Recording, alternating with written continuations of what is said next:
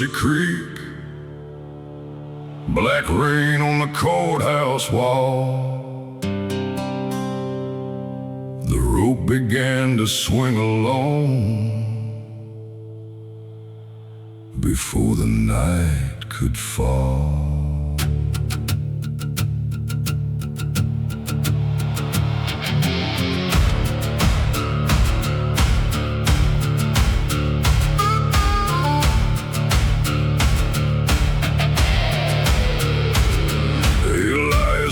Came riding in beneath the blood-red moon, with his brother's rusted pocket watch and a rifle wrapped in cloth.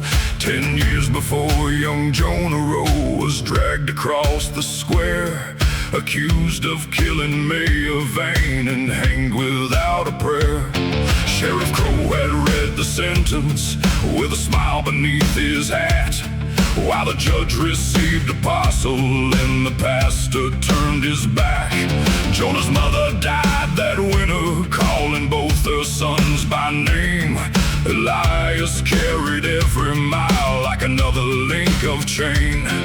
The dead don't need a witness, but the living need the truth. Every town that feeds on silence eventually eats its youth. At the gallows of Mercy Creek, the black bell calls the damned. Every liar starts to tremble. Every sinner shows his hands. At the gallows of Mercy Creek, blood and thunder shake the ground. You can bury every secret, but the rope will turn around.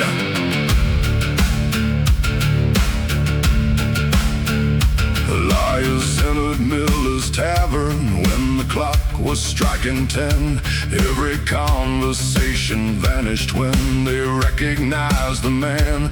Old May Carter poured him whiskey, then she locked the wooden door. She placed a ledger on the counter stained with smoke and something more. Inside were payments from the mayor signed by Sheriff Amos Crow. Names of farmers forced from homesteads, names of men who vanished slow. Jonah had discovered everything and planned to testify, so Crow murdered Mayor Vane himself and chose another man to die. Elias closed the leather ledger, felt his vengeance burning bright. He said, before the sun is rising, every name will face the light. The dead don't need a witness, but the living need the truth. Every town that feeds on silence eventually eats its youth. At the gallows of Mercy Creek, the black bell calls the damned. Every liar starts to tremble. Every sinner shows his hands. At the gallows of Mercy Creek, blood and thunder shake the ground. You can bury every secret, but the rope will turn around.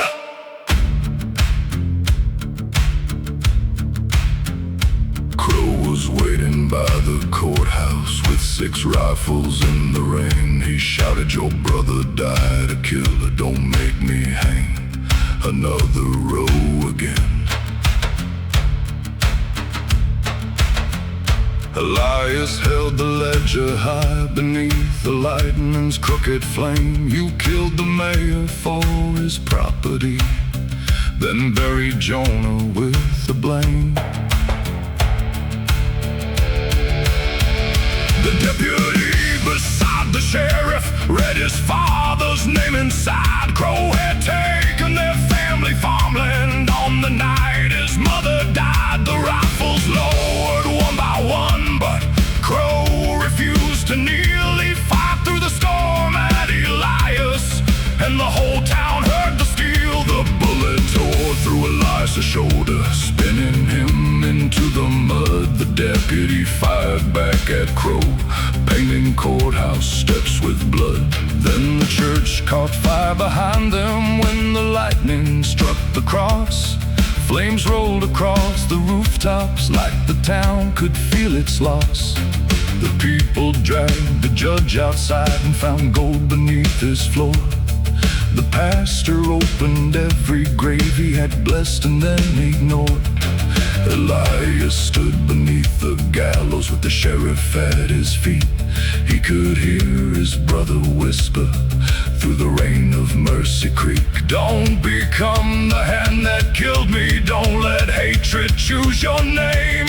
So Elias left the body and threw the rifle in the flame. At the gallows of Mercy Creek, the black bell called the damned. Every liar stood uncovered, every sinner showed his hands. At the gallows of Mercy Creek, blood and thunder shook the ground. They had buried every secret, but the rope had turned around. At the gallows of Mercy Creek, no one left the night unchanged. Truth arrived with smoke and violence, but it could not heal the pain. At the gallows of Mercy Creek, Jonah's name was carved in stone. Elias won his brother justice, then rode into dawn alone.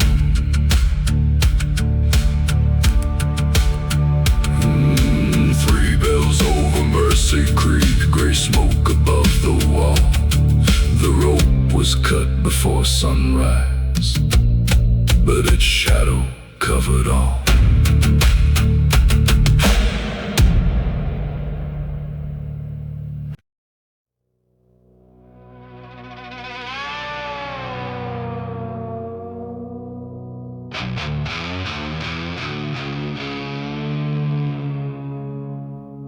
Six knocks beneath black water, 3 bells above the mine. The mountain breathed like thunder when the clock refused to strike.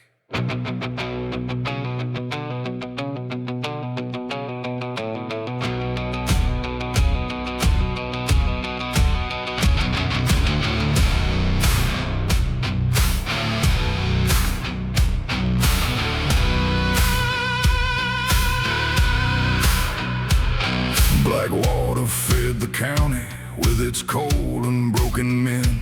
Every morning swallowed fathers, every evening spat out 10. Silas Grady on the mountain, on the sheriff, on the store. He paid wages out in tokens that returned through every door. When the western tunnel shifted, 20 miners disappeared. Grady sealed the lower entrance before anyone could hear. He called it earth and bad fortune, then he raised the company flag. But the widow saw him burning blood-stained papers in a bag. Stone remembers every hammer, iron carries every cry. You can seal a mine with timber, but the mountain never lies. Down in the devil's mine at Blackwater, the dead keep beating on the wall. Every strike gets louder, louder. Every guilty shadow falls. Down in the devil's mine at Blackwater, coal dust covers every crime. You can own the judge and preacher, but you'll never own the mine. Caleb Ward returned that winter with his father's carbide lamp. He had left when he was 17 and joined a railway camp. His younger brother Samuel had gone missing in the fall. Grady claimed he crossed the border, but his coat remained at home. Caleb Bennett threw a shaft the company had tried to hide. Past the timber, past the water, past the name scratched in the side. He found helmets in a circle, 20 lanterns burned to black, and a ledger in a strong box showing Grady knew the cracks. Every warning had been written, every foreman paid to lie. They had worked those men below because the price of coal was high. Stone remembers every hammer, iron carries every cry. You can seal a mine with timber, but the mountain never lies. Down in the devil's mine at Blackwater, the dead keep beating on the wall. Every strike gets louder, louder. Every guilty shadow falls. Down in the devil's mine at Blackwater, coal dust covers every crime. You can own the judge and preacher, but you'll never own the mind. Caleb carried out the ledger as the siren split the night. Grady waited near the tipple with 4 rifles at his side. He said, your father died a drunkard, your brother ran away. Caleb held the lamp between them. I heard Samuel call my name. Then 6 knocks shook the mountain and the ground began to roll. Flames erupted from the main shaft, black smoke swallowed every pole. One guard dropped his weapon, another fell beneath the stone. Grady ran toward the company house, but the widows blocked the road.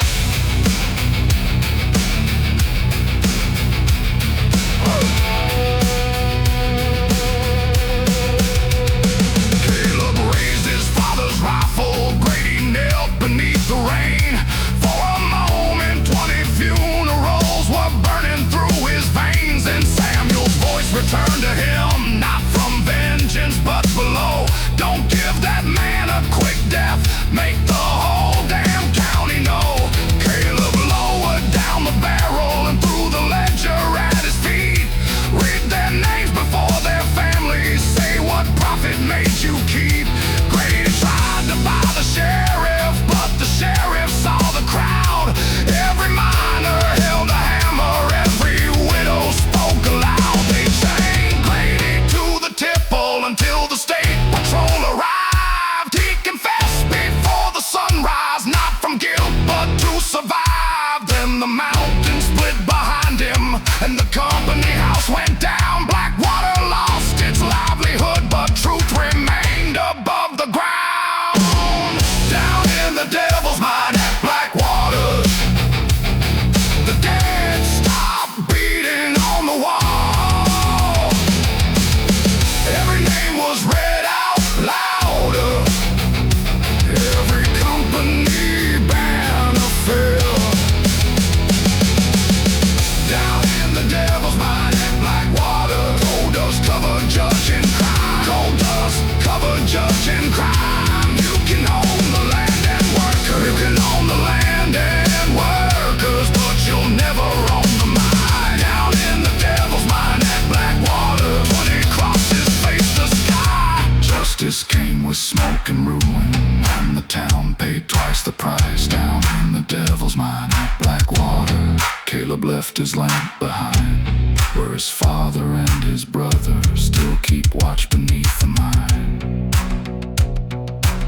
6 knocks beneath Blackwater, 1 bell above the town. The mountain kept its silence when the final shaft came down.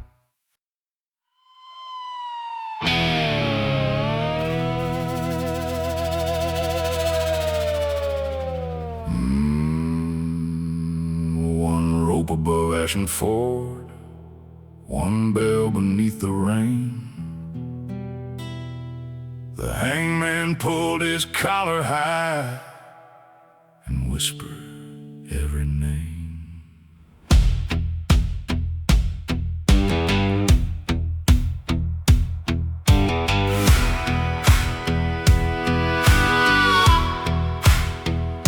Silas Boone had worked the gallows since the winter he turned 20. Judge McCall would sign the papers, and the rope was never empty. Thieves and drifters, starving farmers, men who spoke against the court, all were marched across the river to the platform at the fort. Silas never asked a question, never read beyond the charge. judge collected farms. They paid him with a silver dollar for each body at the dawn. They kept every coin inside a box, and every nightmare carried on. The rope remembers every heartbeat, the wood remembers every boot. When a town is built on judgment, even silence bears the fruit. He was the hangman of Ashen Ford, black hood under a blood-red sky. Every bell became a warning, every rope became a lie. He was the hangman of Ashen Ford, with the dead beneath his floor. You can serve a crooked kingdom, but the grave will keep the score.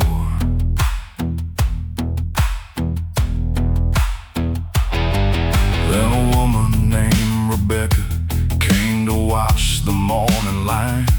Her young brother stood in shackles, charged with murder by design. He had found the judge's ledger, showing land and cattle stolen. So McCall accused the boy before the evidence was spoken. Rebecca climbed the wooden railing, held a letter to the crowd. It was signed by 3 old deputies, and she read each sentence loud. Judge McCall ordered her arrested, then commanded Silas to pull. But the hangman saw his own name written halfway down the scroll. There were payments for the prisoners, payments for the missing graves, payments made to keep the hangman quiet, useful, and enslaved. The rope remembers every heartbeat, the wood remembers every boot. When a town's built on judgment, even silence bears the fruit. He was the hangman of Ashen Ford, black hood under a blood-red sky. Every bell became a warning, every rope became a lie. He was the hangman of Ashen Ford, with the dead beneath his floor. You can serve a crooked kingdom, will keep the score. Silas dropped the execution lever, but the trapdoor did not fall. He had driven in an iron wedge before the morning call. Judge McCall drew his revolver, shot Rebecca through the side. Then a brother broke the railing, and the courthouse guards divided. Silas threw away his black hood, wrapped the hanging rope around the heavy bell above the platform, and pulled until it thundered down. The sound rolled across the river, through the farms McCall had seized.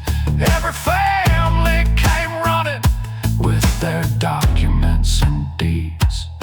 McCall fled into the courthouse, where the stolen ledgers burned.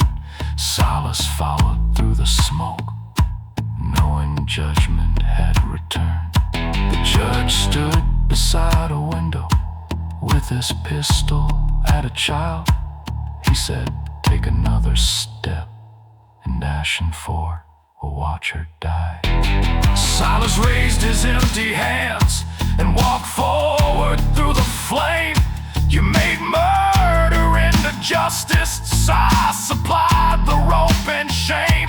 McCall fired into his chest, but Rebecca's brother struck the weapon from the judge's fingers. As the burning ceiling shook, they dragged McCall into the square, where the old gallows remained. Every widow called for hanging, every father screamed a name. Silas bleeding by the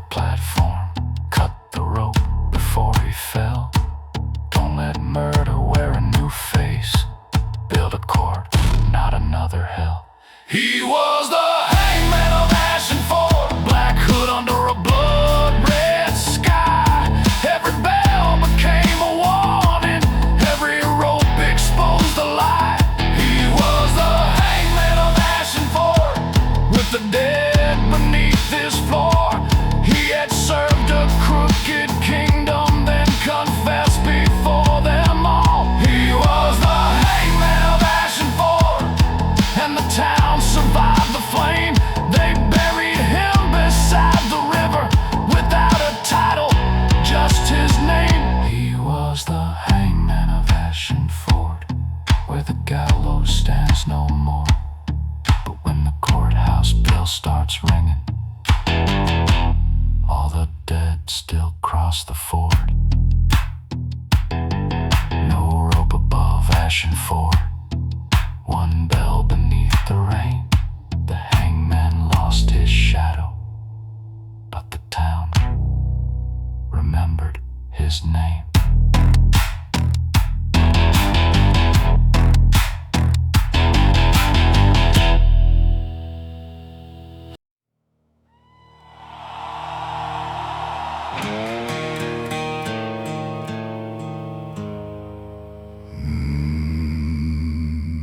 Black water under Dead Man's Bend. One lantern on the shore. The ferryman heard 3 hollow knocks and opened up the door.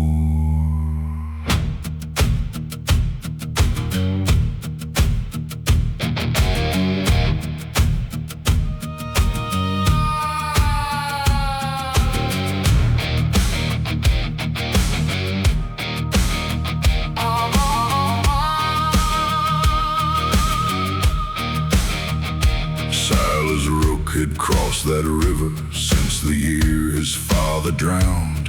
He carried farmers, drunks, and widows to the mills outside the town. But after midnight came the wagons with no markings on their sides, driven by the sheriff's brothers with their collars pulled up high. Mayor Voss controlled the timber on the mill and courthouse bell. Any worker asking questions disappeared before he fell. Silas ferried covered bodies to an island choked with weeds. Voss had threatened Silas' daughter if he ever named their deeds. The river keeps no records, but the ferryman keeps count. Every secret gains a shadow, every silence gains an amount. Pay the ferryman a dead man's bend, black coins underneath his tongue. Everybody crossed the water, Every funeral left unsung. Pay the ferryman a dead man's bend, hear the iron river roll. you can drown 1,000 witnesses, But the water knows your soul. 20 years had passed in darkness when his daughter Eleanor came, wearing city clothes and carrying her mother's maiden name. She had worked for northern papers, tracking workers lost or killed. Every road led back to Dead Man's Bend, to Voss, and to the mill. she found names beneath the floorboards written in her father's hand. Dates of wagons, midnight crossings, graves upon the island sand. Silas entered through the doorway and saw judgment in her eyes. She said, "You knew where they had taken them?" He answered, Yes, I lied. "I was scared they'd come and find you. I was weak enough to bend. I became the river servant, and the dead became my friends." The river keeps no records, but the ferryman keeps count. Every secret gains a shadow, every silence gains an amount. Pay the ferryman a dead man's bend, black coins underneath his tongue. Everybody crossed the water, Every funeral left unsung. Pay the ferryman a dead man's bend, hear the iron river roll. you can drown 1,000 witnesses, But the water knows your soul. Eleanor rang the courthouse bell and read the names beneath the rain. Every widow filled the square, every father brought his pain. Mayor Voss stood on the balcony with Sheriff Danner at his side. He shouted, "That old man is guilty. He transported those who died." Silas climbed the courthouse steps with the ledger to his chest. "I carried every murdered worker. I obeyed and failed the dead." Boss gave orders, Danner killed them. I concealed them in the ground. I don't ask you for forgiveness, I came here to tear it down. Then the sheriff drew his pistol and the courthouse windows broke. Silas pushed his daughter sideways as the square dissolved in smoke. The bullet struck the ferryman, but he stayed upon his feet. He swung an iron river chain and pulled Danner to the street.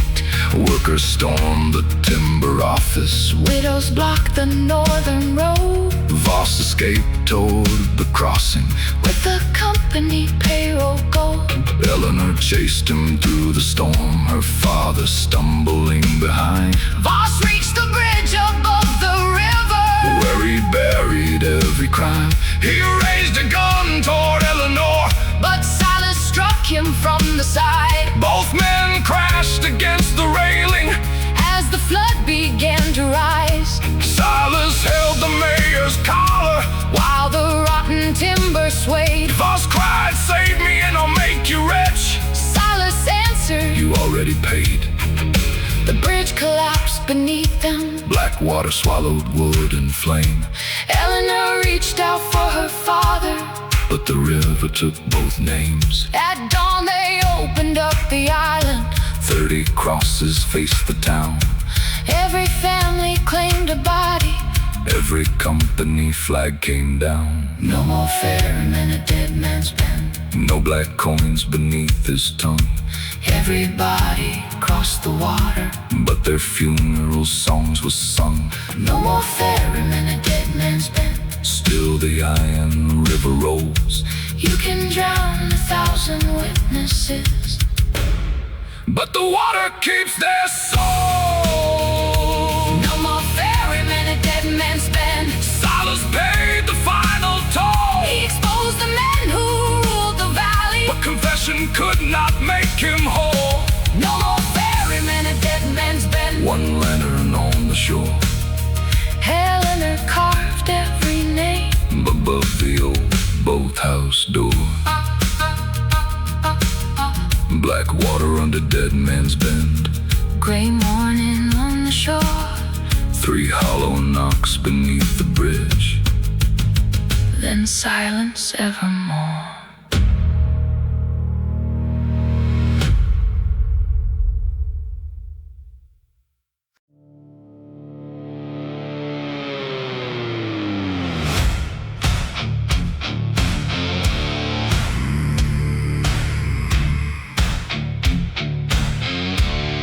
Dead trees over Cinder Vale, white bones beneath the roots. The orchard never carried fruit, but every spring it bloomed. Dr. Hollis came to Cinder Vale when fever swept the plain. He wore a silver watch and coat and promised life again. The mayor gave him county land behind the orphan home, where children without family were treated as his own. But every winter names went missing from the schoolhouse wall. Hollis claimed the fever took them. No one questioned him at all. The mayor signed the burial papers. The pastor blessed the ground, and underneath the orchard trees no wooden crosses could be found. Every root can hold a secret, every branch can hide a lie. When a town protects a monster, innocence is left to die. In the bone orchard of Cinder Vale, the dead grow white beneath the trees. Every branch becomes a witness, every root remembers screams. In the bone orchard of Cinder Vale, blackbirds circle through the rain. You can bury what you've broken, but the earth will speak again. Clara Wade returned that autumn with a photograph and ring. Her younger sister disappeared when Clara turned 16. She had searched through state house records, church reports, and county files. Every trail ended at Hollis, and the orphanage behind. An old nurse named Rebecca met her underneath the mill. She carried bottles, blood-stained aprons, and a ledger from the hill. Hollis sold the healthy children to rich families out of state. Those who fought or fell too sick were buried past the orchard gate. The mayor took a share in silence. The pastor changed each child's name. Rebecca signed the false reports and lived beneath the weight of shame. Every root can hold a secret, every branch can hide a lie. When a town protects a monster, innocence is left to die. In the bone orchard of Cindervale, the dead grow white beneath the trees. Every branch becomes a witness, every root remembers screams. In the bone orchard of Cindervale, blackbirds circle through the rain. You can bury what you've broken, but the earth will speak again.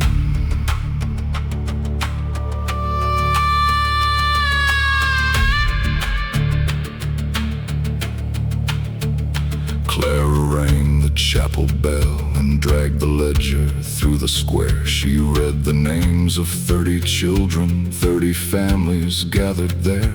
Hollis watched from the orphan windows with the mayor at his side. He shouted, "That nurse is mad with guilt. Her testimony is a lie."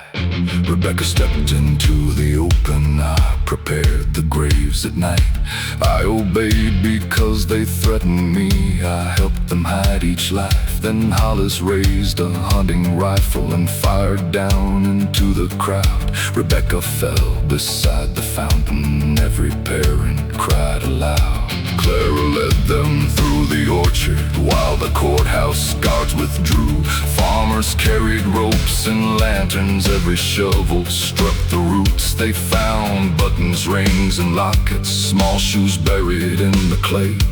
Then the mayor tried to flee before the people knew his name. Hollis barricaded himself inside the orphanage with flame. He poured oil across the hallways and called every child to blame.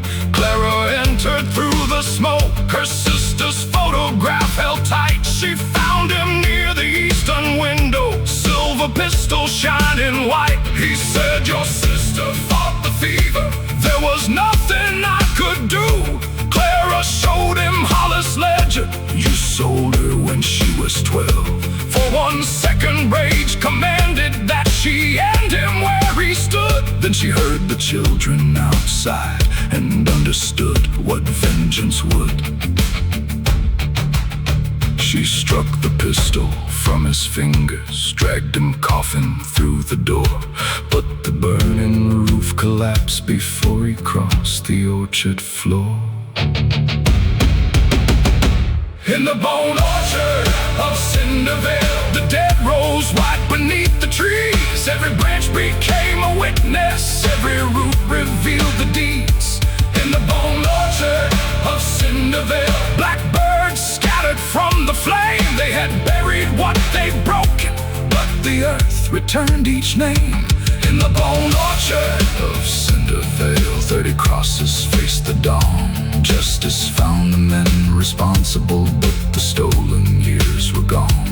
In the bone orchard of Cindervale, Clara carved her sister's stone. Truth destroyed the town's corruption, but she rode away alone. Dead trees over Cindervale, gray ash beneath the moon. The orchard never carried fruit, but 30 roses bloomed.